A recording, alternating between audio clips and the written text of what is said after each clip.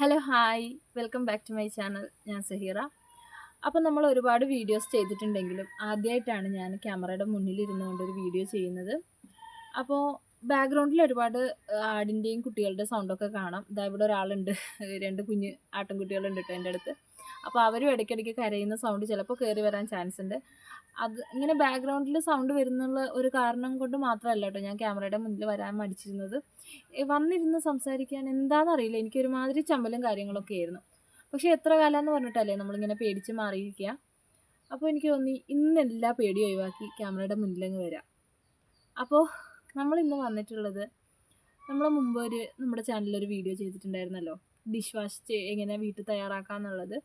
അപ്പോൾ അന്നത് തയ്യാറാക്കി ഞാൻ വീട്ടിലെ ആവശ്യത്തിന് കുറച്ച് നിർത്തി ബാക്കിയൊക്കെ പുറത്തേക്ക് കൊടുക്കുക ചെയ്തത്. ഫ്രീ ആയിട്ടല്ല, നമ്മൾ ബോട്ടിലുകൾ വാങ്ങി അതിൽ നിറച്ച് സെയിൽ ചെയ്യുക ചെയ്തത്. അപ്പോൾ അയൽവാസികളും ബാക്കിയുള്ളവരൊക്കെ ആയിട്ട് അതിങ്ങനെ വാങ്ങി നല്ല രീതിയിൽ തന്നെ മൊത്തം അന്നുണ്ടാക്കിയത് എനിക്ക് തോന്നുന്നു ഒരു 5 ലിറ്ററൊക്കെ ആയിരിക്കും. അത് മൊത്തം നമുക്ക് സോൾഡ് ഔട്ട് ആയിട്ടുണ്ടായിരുന്നു. പിന്നെ അത് കഴിഞ്ഞ് നമ്മൾ കംഫർട്ട് ഉണ്ടാക്കി. കംഫർട്ട് പക്ഷേ ഞാനത് സെയിൽ ചെയ്യാനായിട്ട് ഉണ്ടാക്കിയതായിരുന്നില്ല, ആദ്യമായിട്ട് ഉണ്ടാക്കി നോക്കിയതായിരുന്നു ആ വീഡിയോയിൽ. അപ്പോൾ അതൊന്ന് ഉണ്ടാക്കിയപ്പോൾ തന്നെ കുറേ ആൾക്കാർക്ക് ഞാനത് ചെറിയ ബോട്ടിലുകളാക്കി കൊടുത്തിട്ടുണ്ടായിരുന്നു. അവർ ഉപയോഗിച്ച് കഴിഞ്ഞിട്ട് എന്നോട് വന്ന് ചോദിക്കാൻ തുടങ്ങി, വേറെ ഉണ്ടാക്കിയില്ലായിരുന്നോ, ഉണ്ടാക്കിയാൽ ഞങ്ങൾക്ക് തരണം, ഞങ്ങൾക്ക് നന്നായിട്ട് ഇഷ്ടപ്പെട്ടു എന്നൊക്കെ പറഞ്ഞിട്ട് നല്ലൊരു ഫീഡ്ബാക്ക് ആയിരുന്നു കേട്ടോ നമ്മുടെ കംഫർട്ടിന് കിട്ടിയിട്ടുണ്ടായിരുന്നത്. അപ്പോൾ എനിക്ക് തോന്നി എന്നാൽ പിന്നെ നമ്മൾ ഒന്നും കൂടി അതൊക്കെ ഒന്ന് ചെയ്യാമെന്ന് വിചാരിച്ചു. അപ്പോൾ നമ്മളന്ന് ഡിഷ് വാഷ് ചെയ്ത് വാങ്ങിയിട്ടുണ്ടായിരുന്നത് മോം ഓർഗാനിക് എന്ന് പറഞ്ഞിട്ടുള്ള ഒരു ചേച്ചീൻ്റെ അടുത്തു നിന്നായിരുന്നു കേട്ടോ. അവരുടെ അടുത്ത് തന്നെ നമുക്ക് അതിനാവശ്യമുള്ള കിറ്റുകളും കിട്ടും. അതേപോലെ തന്നെ വേറെ ഒരുപാട് കിറ്റുകളുണ്ട്, സോപ്പിൻ്റെ കിറ്റുകൾ, അങ്ങനെ ഒരുപാട് കിറ്റുകളും കാര്യങ്ങളൊക്കെ ഉണ്ട്. നിങ്ങൾ ആവശ്യമുള്ളവരാണെങ്കിൽ ബോട്ടിലുകൾ എല്ലാ സാധനവും അവരുടെ അടുത്ത് നിന്ന് കിട്ടും, അവരുടെ അടുത്ത് നിന്ന് വാങ്ങാം.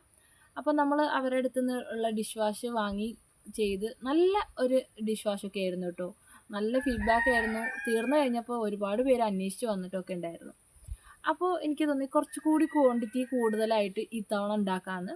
അങ്ങനെ ഞാൻ ഇത്തവണ വേറെ ഒരു കിറ്റാണ് കേട്ടോ നിങ്ങളുടെ മുന്നിൽ ഇൻട്രൊഡ്യൂസ് ചെയ്യാൻ ഉദ്ദേശിക്കുന്നത്. ഡിഷ് വാഷിൻ്റെ തന്നെ വേറെ ഒരു ഷോപ്പിൽ നിന്ന് വാങ്ങിയിട്ടുള്ള കിറ്റാണ് ഇത്തവണ നമ്മൾ ചെയ്ത് നോക്കാൻ പോകുന്നത്. ഇന്ന് നമ്മൾ ഈ വീഡിയോയിൽ ചെയ്യുന്നത് 10 ലിറ്ററിൻ്റെ ഡിഷ് വാഷ് എങ്ങനെ വീട്ടിൽ തയ്യാറാക്കാമെന്നുള്ളതാണ് കാണിക്കുന്നത് കേട്ടോ.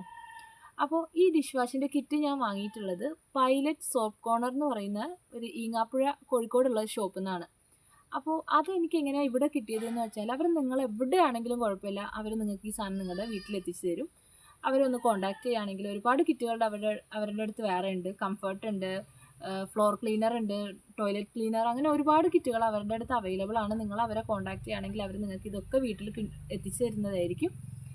അപ്പോൾ നമ്മൾ അധികം സംസാരിച്ച് ലാഗ് എടുപ്പിക്കുന്നില്ല, നമ്മൾ വീഡിയോയിലേക്ക് കിടക്കുകയാണ്. അപ്പോൾ നമുക്ക് എങ്ങനെയാണ് ഡിഷ് വാഷ് വീട്ടിൽ തയ്യാറാക്കുന്നതെന്ന് കണ്ടാലോ.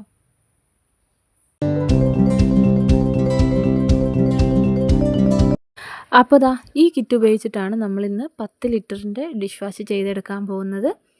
അപ്പോൾ ഇപ്പോൾ സമയം ഏകദേശം ഉച്ചയായിട്ടൊക്കെ ഉണ്ട് കേട്ടോ. ഞാൻ ഉച്ച കഴിഞ്ഞിട്ടാണ് വീഡിയോ ചെയ്യാനായിട്ട് നിൽക്കുന്നത്. അപ്പോൾ ഈ കിറ്റിനകത്ത് എന്തൊക്കെ ഉള്ളതെന്ന് നമുക്ക് നോക്കാം.